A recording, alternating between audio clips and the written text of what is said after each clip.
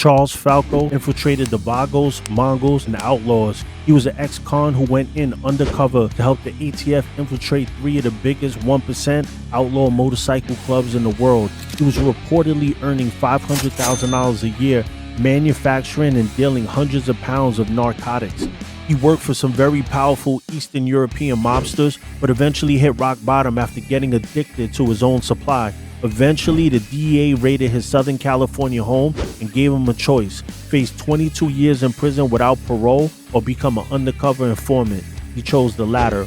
In separate investigations that spanned years and coasts, Falco risked his life, suffering a fractured neck and a severely torn shoulder working deep undercover.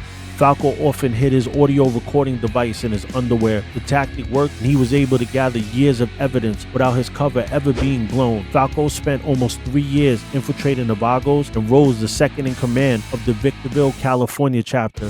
He even served time in San Bernardino's murder unit and endured solitary confinement to protect his cover and the investigations. Falco recorded confessions of killings and nearly becoming a target himself before he sought refuge in the witness protection program. But discontent to remain on the sidelines, Falco eventually left the program and volunteered his talents again to infiltrate the Mongols and the Outlaws, rising in rank to vice president of the Petersburg, Virginia Outlaws chapter. His efforts culminated in 62 arrests of members for various crimes, including assault and murder, executing one of the country's most successful RICO prosecutions and eventually crippling the club. He is only one of 3 men in the world who have successfully infiltrated 3 of the world's largest and most deadliest outlaw motorcycle clubs. He is also the only private contractor in the world to have accomplished this feat after spending a total of 7 years undercover.